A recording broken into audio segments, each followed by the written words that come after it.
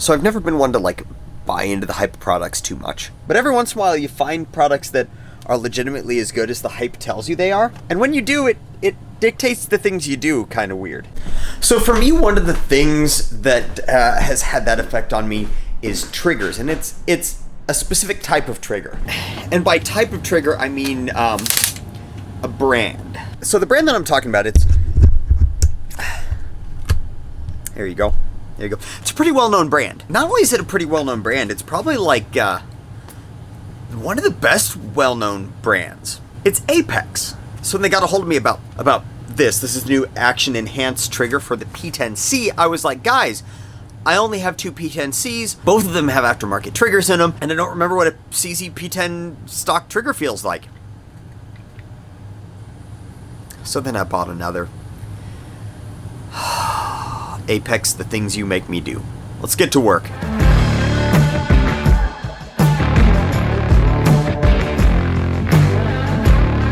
All right, so first in a situation like this, we got to talk about what the problem is. The problem is there is no problem. The P10C's trigger is one of my top 5 preferred striker fire triggers. This thing in its stock form surpasses that of majority of the modified Glock triggers, which, I mean, yeah, you're going to say Glock triggers aren't that good. You're right, stock Glock triggers aren't that good. The modified ones can be pretty good. This is at least as good as those. This thing ranks up there with the VP9, the PDP, just under the Canic. I mean, the stock trigger in these things is freaking solid. Let's take a look really quick at the trigger pull profile so we can see what the Apex trigger is going to do to this thing. First of all, there's no ammo in it. Don't give me crap about pulling the trigger. Trigger pull profile. So we got the standard safety tab in here. So we're going to squeeze and pull, and we've got about 1/4 of an inch of overall travel where we hit a wall. That wall does have a little bit of creep, but it's little enough creep, and it's a hard enough wall that you tend to push straight through it. I can get it to creep about 1/8 of an inch overall before the final break, and then you've got that break. And that break on this particular gun comes in at 5 pounds. So we've got 2 different trigger options with the Apex trigger. Trigger option number 1 is just to replace the trigger shoe and the backplate. Yes, the Apex system replaces the backplate on the gun. It is actually custom engineered to work with the rest of the system. So if you don't replace that backplate, you're not going to get the quality of trigger pull, and it might not be as safe. I don't know. They didn't test that. They did do drop testing with this thing. We'll throw a little video clip in here from that.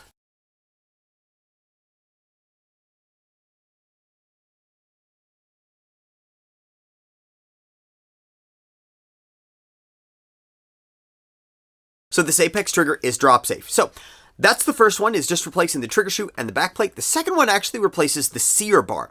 So trigger option number 1 is going to give us a similar to stock profile, a little bit lighter, a little bit crisper, more of like a carry gun option. It's going to give us a nice hard wall, nice crisp break. The second option, where they've replaced the sear face, is actually going to give you a rolling trigger break, about 1 pound to 1.5 pounds less than just the trigger shoe. And that's going to give you more of a competition-based trigger pull, something that I personally would put in like a P10F or something.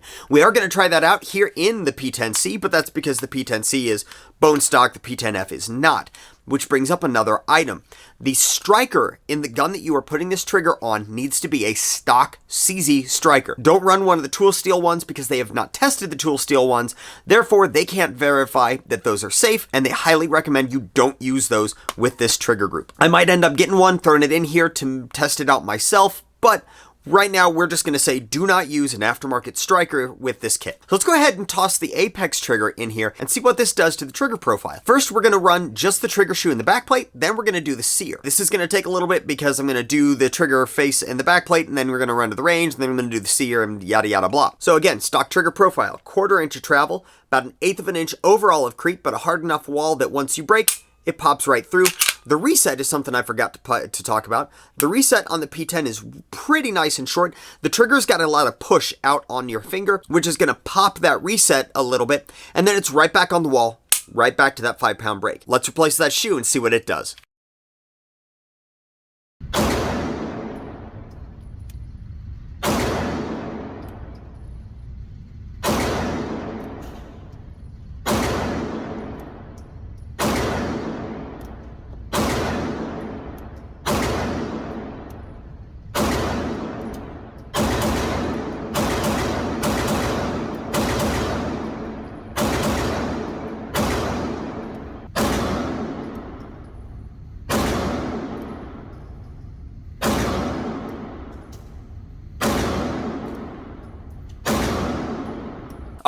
So it is in. Installation of the trigger shoe and the backplate, same as any other installation of a trigger shoe and a backplate. The backplate is significantly easier than most think, so that's something that not that big of a deal. So the changes that it's made so far, let's check that trigger pull profile. Again, we are empty, so don't freak out, internet safety check Nazis. So our trigger here, we've got an extremely wide, nice flat face with a very wide trigger blade. The stock trigger blade on the P10 does sometimes rub you a little bit wrong.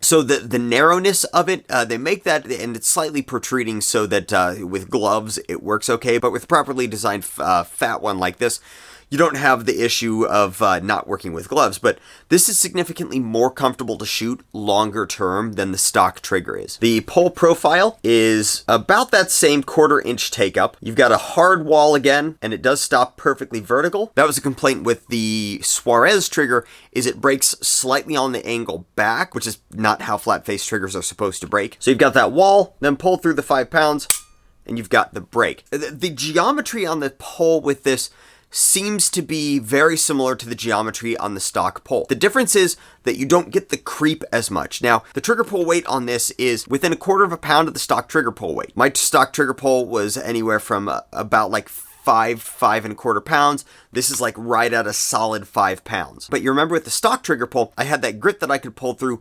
after the wall, before the break. Well, you don't feel that grit with this. This is just wall and break. The reset on it is again that nice, light, crisp, bouncy reset right back on the wall to the pull, and again that same 5 pounds. This is a more consistent trigger pull at that 5 pounds than the stock trigger pull was, varying between 5 and 5.25. Not that big of a deal, but this is just a more solid trigger pull feel. You get that wall, you get that break every time. You don't get quite as much of that little bit of creep in between the wall and the break itself. Where the Apex shines is that this is only half the trigger job. We still have that sear to put in here to drop it down another 3/4 to a full pound and to change that break profile a little bit. Now, I do want to caveat this. My preferred profile on a striker trigger is a hard wall and a break. So take that into consideration as I'm looking at the complete kit for Apex. Now, that is for a defensive gun. The complete Apex kit is not geared necessarily towards the carry market with the sear option in here. Now, it is carry safe, meaning that you can drop it, you can roll it around. Again, as I said, they've done drop testing on these triggers. They know they're going to be safe, so that is a safe trigger still. However, the pull profile may not be optimal for your choice for carry. So keep that in mind as we're looking at the completed kit for the Apex. Now let's go throw the sear in here and see what it does to the trigger pull profile.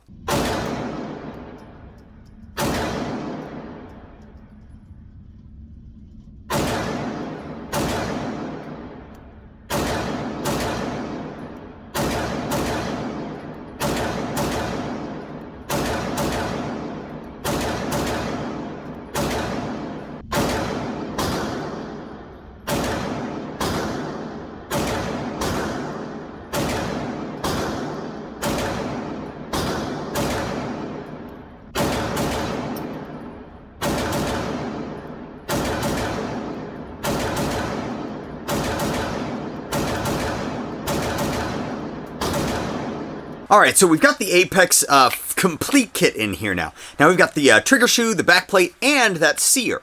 So let's take a look at the trigger profile now on this thing. Now the poundage for it has dropped significantly, down from 5 pounds to 3.75 pounds. Apex does claim that it reduces it more, and it indeed does. They also say that it reduces the hard wall down to more of a rolling break, and it does that as well. As you see, we've got the exact same amount of take up, but instead of a hard wall, it does have a wall. You can feel where it locks into that wall. But instead of having a hard wall, it then just has a rolling break. Rolling breaks are typically preferred more by competition guys. They like those because it's less of a stagey trigger. You can just go up and roll with it, and I'll tell you, it does feel faster. Now, part of that fastness could be the trigger weight. Again, it is 1.25 pounds less than the just the trigger shoe and the backplate, and it is 1.5 pounds less than stock. The reset on it is the pretty much exact same length, maybe slightly shorter than it is before, But the travel in the P10 trigger is really not that bad. A 1/4 inch take up and then about an 1/8 little maybe over in brake and creep. So there's not a whole lot of room for improvement there. What the Apex kit does in this thing is, in addition to giving you a more comfortable trigger face, which is always a nice thing when you're out there shooting a lot of rounds in succession, it's nice to have a comfortable trigger face. It also reduces the plastic take up and squeeze and a little bit of that grit that you get with a stock trigger because you're no longer dealing with a plastic trigger shoe. And then again, with the full kit, it does get rid of the hard wall and turn it into a rolling brake. So if you like rolling brake P10 triggers, the Apex Complete Kit gets you a really nice one. I do actually prefer the trigger pull on the Apex over that of the Overwatch trigger. The Overwatch trigger, if you remember, also changed it to more of a rolling brake, but the brake point with the Overwatch was a little bit unpredictable. Apex to the HB Industries, because I know you guys are going to ask, they're really close to on par. It's really going to be what you want for the trigger. Just the HB Industries shoe to just the Apex shoe. Extremely similar feel. The HB Industries trigger does come with springs, so you can put in a reduced power striker spring, get a lighter trigger pull, but maintain that hard wall that you would find in a stock P10. With the Apex kit, when you drop the poundage, you also lose that wall. So, which do I prefer? That is a very hard thing to answer, because I think I did this wrong. Now, what do I mean by doing this wrong? If you remember, I actually have a CZ-P10F, and I kind of wish I had put this trigger in that. Now, why? Well, the CZ-P10F is, for me, a little bit more competition-based than my Cs. My Cs are more like my carry guns. And I think the full Apex kit lends itself, for me and my preferences, more towards the competition side. It's going to be a very fast trigger. It's going to be a very good trigger for very quick splits, but I don't like it quite as much for carry.